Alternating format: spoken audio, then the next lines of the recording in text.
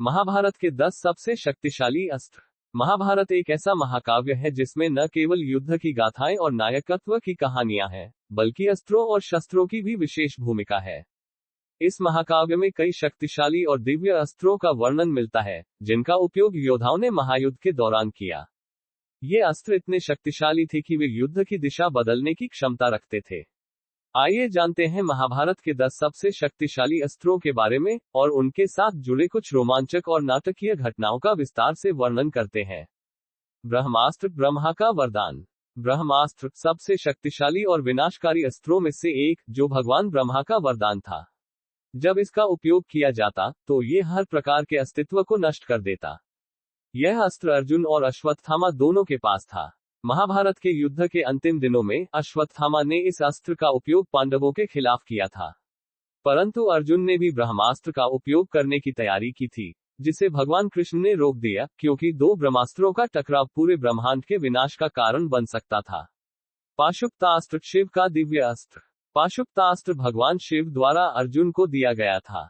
यह अस्त्र इतना शक्तिशाली था कि इसका उपयोग केवल सबसे बड़े संकट में ही किया जा सकता था। एक बार अर्जुन ने शिवजी से इस अस्त्र को प्राप्त किया था, और इसका उपयोग उन्होंने महाभारत के युद्ध में नहीं किया, क्योंकि इसका प्रयोग केवल अत्यधिक विनाशकारी परिणाम देने के लिए होता था।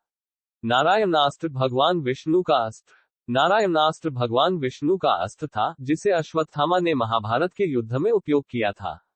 इसका प्रभाव ऐसा था कि जो कोई भी इसका विरोध करने की कोशिश करता, वह तत्काल नष्ट हो जाता।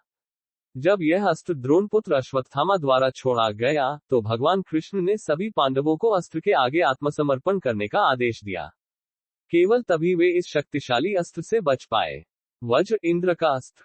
वज्र भगवान इंद्र का दिव्य अस्त्र था, जिसे उन्होंने अर्जुन को दिया था।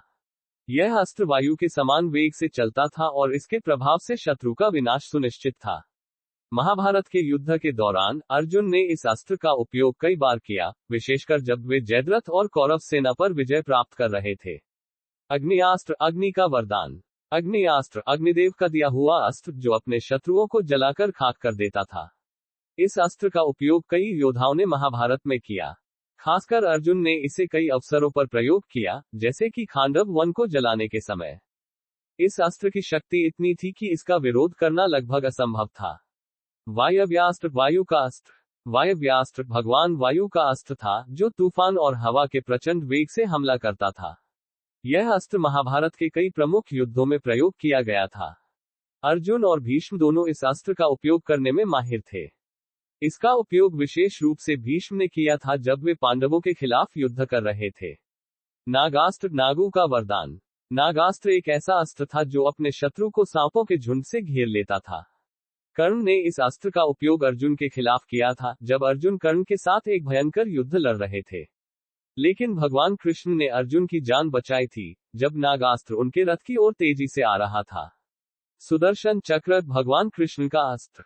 सुदर्शन चक्र भगवान विष्णु का सबसे शक्तिशाली अस्त्र था, जिसे भगवान कृष्ण ने महाभारत के युद्ध में कई बार प्रयोग किया। यह अस्त्र इतना तेज और धारदार था कि इससे कोई भी शत्रु बच नहीं सकता था। महाभारत के युद्ध में भगवान कृष्ण ने इसका उपयोग कई बार किया, विशेषकर शिशुपाल के वध के समय। भल्लास्त्र, अजेय अस्त्र। भल्लास्त्र एक ऐसा अस्त्र था जिसे अर्जुन ने महाभारत के युद्ध में उपयोग किया था। यह अस्त्र अपने शत्रु को बीच से काट देता था और इसका प्रभाव अद्वितीय था। अर्जुन ने इस अस्त्र का उपयोग खासकर भीष्म और द्रोणाचार्य के खिलाफ किया था, जब युद्ध अपने चरम पर था।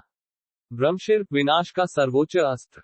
ब्रह्मशिर ब्रह्मास्त्र का ही एक शक्तिशाली रूप था, जिसे केवल कुछ ही योद्धा चला सकते थे। अर्जुन और अश्वत्थामा दोनों इस अस्त्र के ज्ञाता थे। जब अश्वत्थामा ने इस अस्त्र का उपयोग पांडवों के वंश को नष्ट करने के लिए किया, तो भगवान कृष्ण ने इसे नियंत्रित करने का निर्णय लिया, जिससे इसकी विनाशकारी क्षमता का उपयोग न हो सके। महाभारत के युद्ध में इन अस्त्रों की भूमिका।